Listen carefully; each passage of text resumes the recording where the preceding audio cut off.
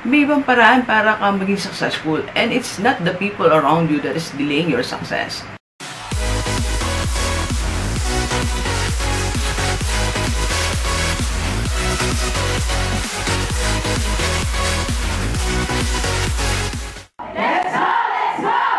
Stop delaying your success.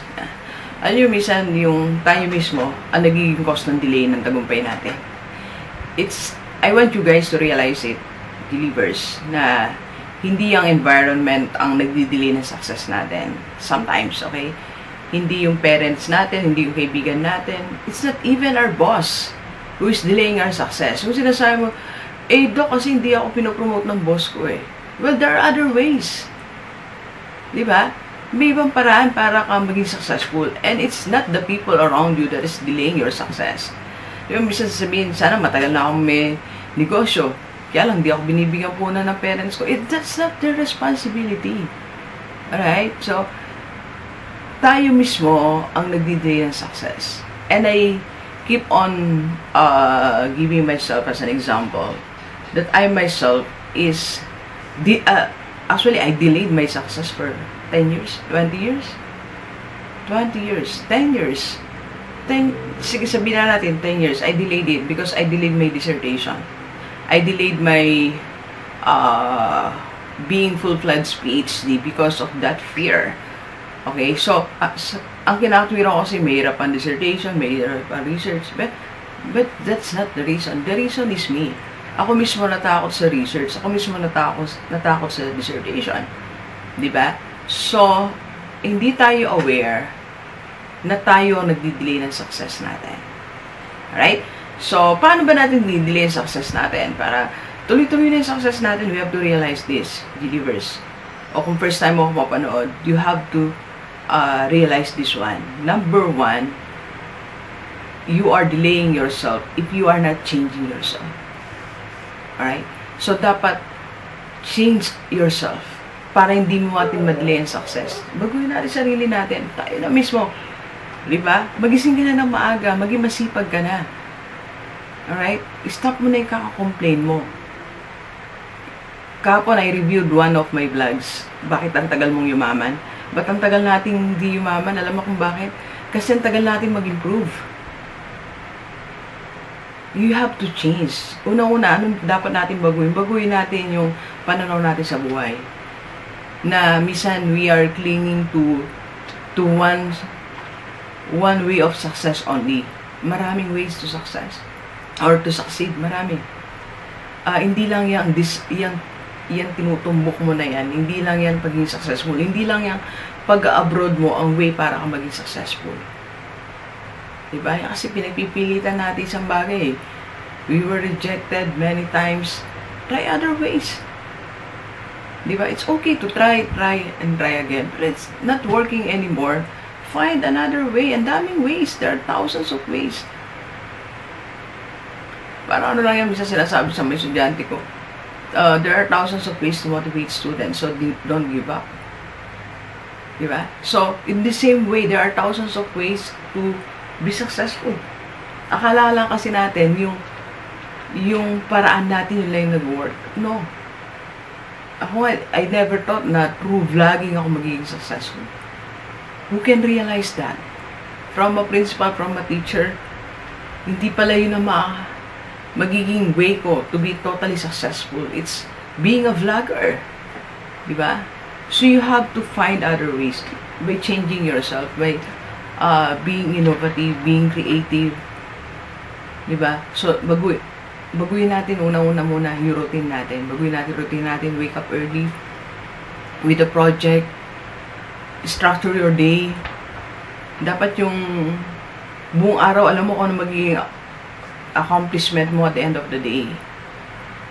Dapat alam natin yan. Anong magagawa mo? Anong output mo at the end of the day? Yun yung kailangan natin eh. Dapat may target ka sa sarili mo. Change yourself. Kapatid, walang makakapagbabago sa sarili mo kundi ikaw. Marami na tayong conversation. Kapag marami akong kausap, even kagabi, that we're trying to be dependent to other people. na pati yung ikaw na dapat ang nagiging nag-take charge sa sarili mo, pinapabayaan mo pang others will take charge of yourself. No. Take charge of yourself. Sabi nga ni Jim Rohn, take charge of yourself. Ikaw yan eh. Diba? Wala ibang magmamalasakit sa'yo, kundi ikaw. Kahit may best friend ka, kahit may family ka, may hangganan lang lahat yung concern sa'yo ng mga tao eh. Kasi we can't blame them because they also have their own lives.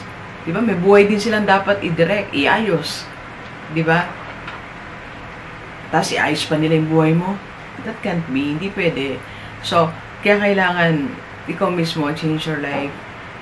Baguhin mo kung ano yung dapat baguhin. Simulan mo kung ano yung dapat simulan.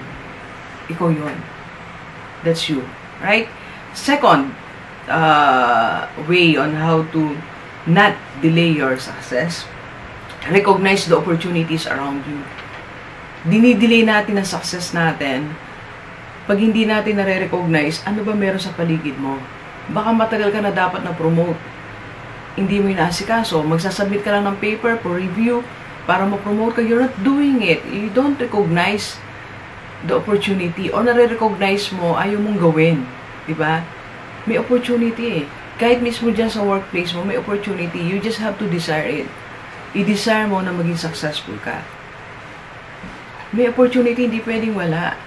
Otherwise, sabi ko nga, umalis ka dyan kung wala opportunity. But there is an opportunity. Hindi mo lang siya na-recognize. And there's also an opportunity for you to start your own business. Bisa kasi, iniisip natin, magninegosyo ako pag meron na ako 100,000. Kailan ka magkakanegosyo? Diba? Ang dami naman business sa paligid mo na you can start. Like yung kay Ma'am Ann, yung online, diba? For only 2,400. You can start your online business. Kung gusto mo overrun for only 5,000 pesos, pwede kang mag-start ng negosyo mo. So, pwede ko kayong connect. If you are interested, tawagan mo ko 0939-525-4311. Diba? So, may mga opportunities. Kaya lang, masyado tayo kasi mahaba masyado requirements natin. Mahaba masyadong guidelines natin bago natin gawin, di ba? May opportunity yan na, makapagnegosyo ka na eh. May space sa bahay mo, yan, simulan mo na. Don't delay your success. Sabi ko nga, the fastest way to start or to become successful or to become rich is to start your own business. Unless you do it, medyo matagal. Mabagal kapatid. Baka mainip ka. Hindi ko rin alam kung abutin pa ng buhay natin yun. Di ba? So, di mo lang nare-recognize, pwede ka na magnegosyo. Doc G, may full-time job ako. Ang dami may full-time job, but they are starting their own business. Makipag-business partner ka. I have my small businesses, pero may ka-partner tayo. Diba? You just have to start. You just have to do it.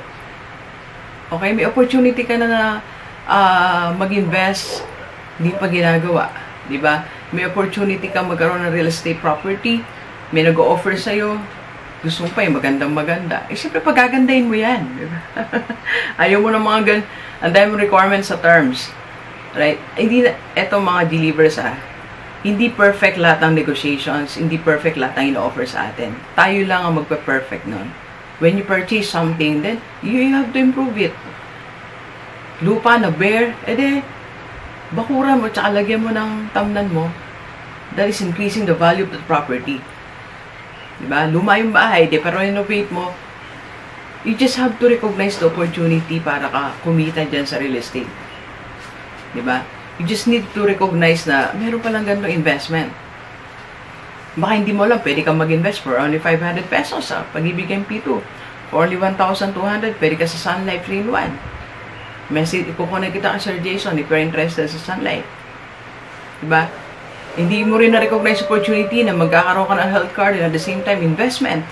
Because you don't know, you're not recognizing. Nandiyan, nakikita mo sa Facebook, tinag ka na nga na magkakaroon ng yung ganitong klase investment sa Jollibee through IMG. Hindi mo pa inaasikaso, mas sinasikaso mo pa yung selfie ng dalagang Pilipina. Diba?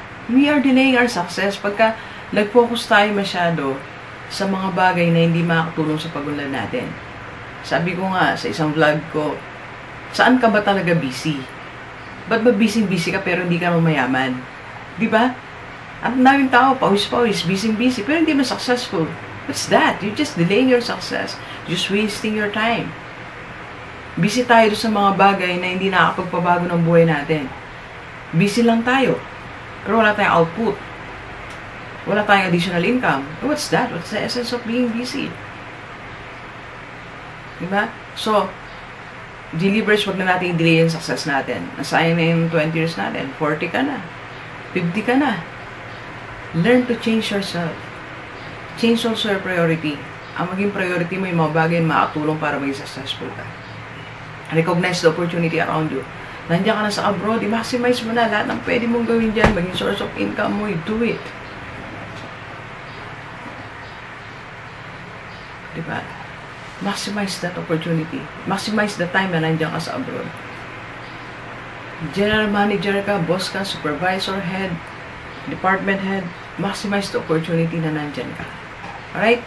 So, if you want me to help you, I can coach you. Tawag mo ako. Hindi ako galit. Nag-emphasize lang tayo. Okay? So, tawagan mo ako para ma-coach kita and to start your success. Alright? So, thank you very much, Delivers. Enjoy the rest of the day. And let's go, let's go.